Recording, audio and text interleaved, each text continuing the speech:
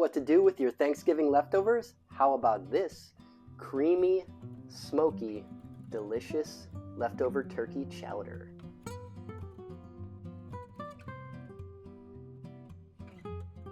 We are back, guys. Thanksgiving is over. We're all stuffed, we're exhausted, and we got a bunch of leftovers. So the question is, what to do with them that's quick, easy, tasty, and isn't going to wear us out after all that holiday cooking? The answer is going to be this turkey chowder. Really simple, comes together in about 30 minutes. You're going to use up leftovers, leftover turkey, leftover vegetables, and if you made our awesome turkey stock, which we're going to use here, you're going to use that up too. If not, you can buy store-bought. Just make sure you get no salt, the no salt variety. All right, we got some veg here. Why don't we start breaking it down and we'll make this soup. So we got our onion. We don't have to be super precise today in our cuts because we're actually going to blend this soup. We just got to break stuff down so that it sautés nicely. So a simple dice. I'm not going crazy making it too small.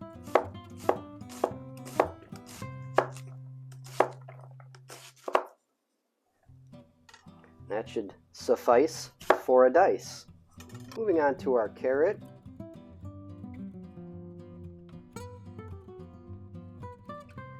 A little bit of celery. And finally, a couple cloves of garlic. I'm not going to smash it because it's getting ground up in the end.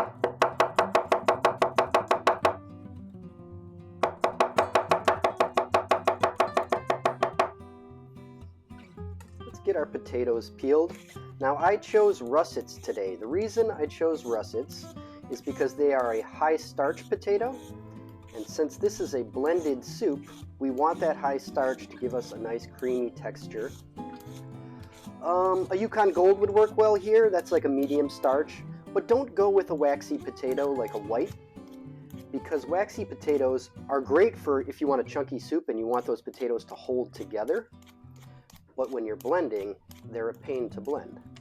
So stick with a russet, or like I said, a Yukon Gold.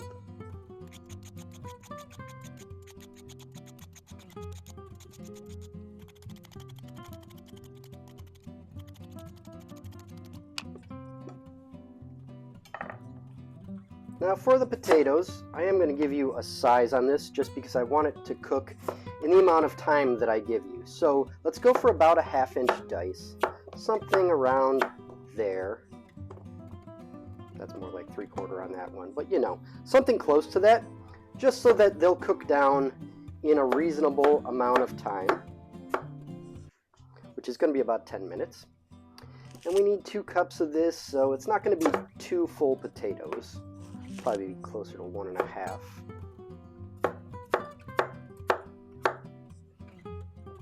Let's get our pot going. Medium-high heat will be good.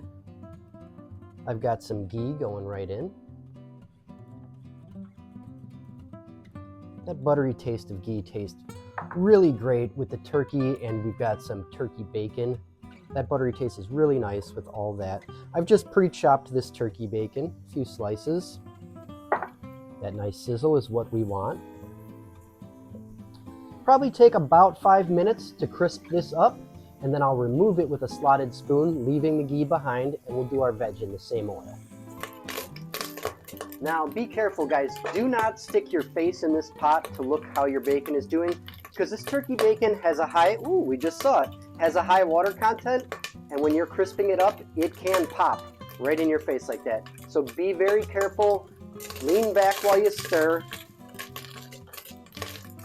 And when the sputtering starts to die down, that's when you're starting to get crispy. You've cooked out that water. So, and if you're getting too much sputtering, turn your heat down. Don't be too high on the heat. All right, bacon is looking crispy. Love it. Using a slotted spoon, let that oil drain because we are going to use it to saute our vegetables.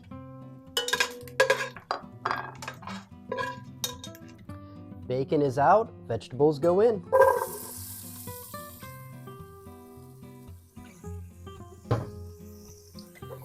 Three minutes, maybe 5 minutes to get this onion translucent. Start to soften the other veg, and then we'll go in with our broth. We are looking great on this veg. Getting a little color on it, which I like. That adds some flavor to this dish. And we can see that onion, you know, your onion's not going to, when I say translucent, your onion isn't going to turn crystal clear, but it goes from like an opaque white to like around the edges and things. You can start to see it look kind of glassy. And that's when you know it has softened.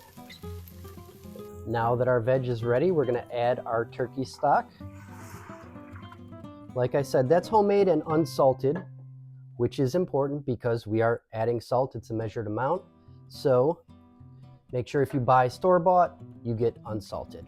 Speaking of salt, the salt that I use in these recipes, I use fine salt, fine sea salt usually.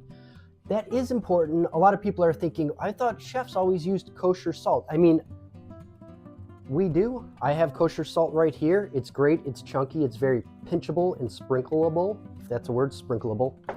But it doesn't measure out super accurate. Chefs use it because we pinch and we season by feel. But if you're going to be doing tablespoon, teaspoon measurements, fine salt measures more accurately, and it's also more consistent across brands, whereas kosher salt will be like very chunky in one brand and less chunky in another. Gives you totally different measurements. So I always use fine salt for its consistency and its accuracy, when we're measuring with teaspoons. All right, so we got turkey stock in, potatoes are going in. You might see that I have water on these. That's just to keep them from turning brown. I'm going to dump it out.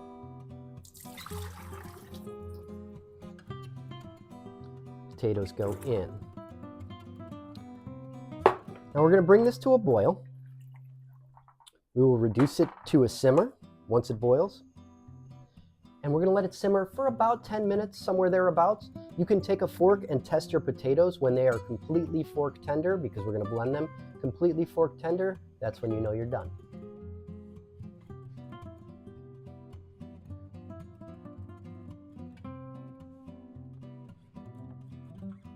Let's check our potatoes for doneness. Nice and soft, exactly what I'm looking for. I'm using a little cake tester. You can use a fork. I love having these cake testers around. I use them to test things like potatoes and vegetables for softness. Of course, you can use them for cakes and muffins. And I even use these to tempt meat, which is probably surprising to some people. You're like, how can you tempt meat? It's not a thermometer. When you're working in fancy restaurants, they will not let you put a hole in the meat with a thermometer, but a really skinny cake tester allows you to go into the meat, you pull it out, you touch it to the most temperature sensitive part of your body, your lip, and then you know what the inside temperature of that meat is. Stick it in a sandy bucket and you're ready to go. So that's one of our little restaurant tricks. Anyway, I digress. We're gonna blend this soup. If you wanna use a stick blender, that's totally fine. You know, tip it, get it fully submerged, blend it right up. It's gonna work. It doesn't give you the smoothest texture. A stand blender is stronger, so that's what I'm gonna use. We'll get it in here right now and get this blended up.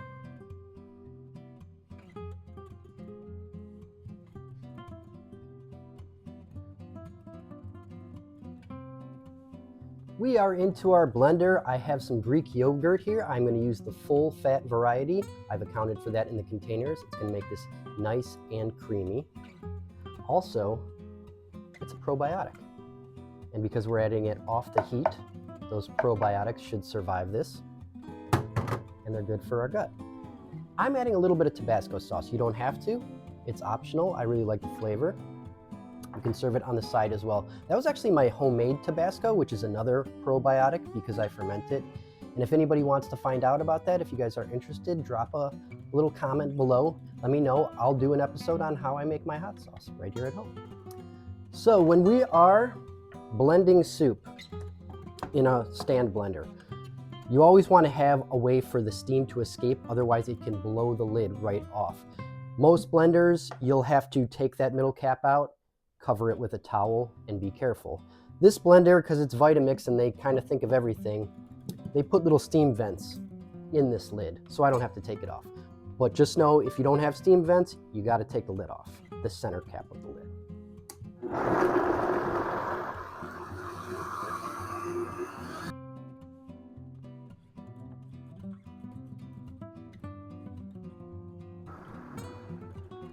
And that is looking smooth.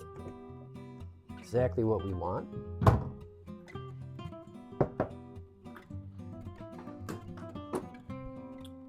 go right back into the same pot. It's still warm, that's a good thing. Nice creamy texture. That is a beautiful chowder. Make sure you get all of it.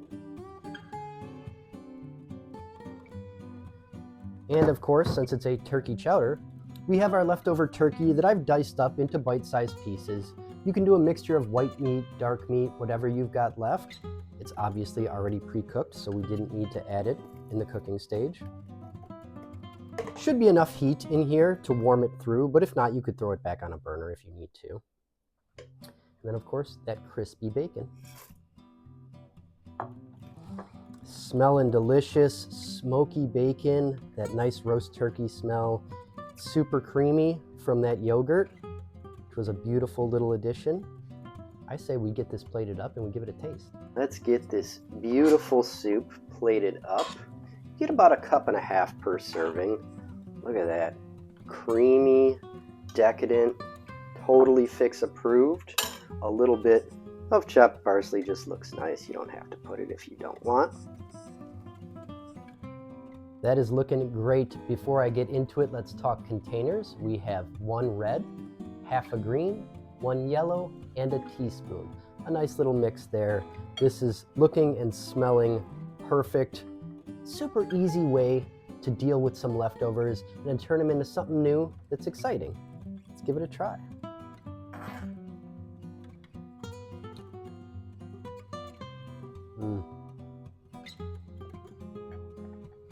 Wow.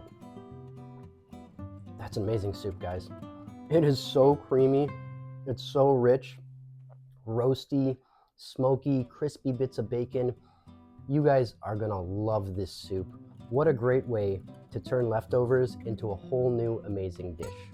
That is a wrap on leftover turkey chowder. I really hope you guys try this recipe.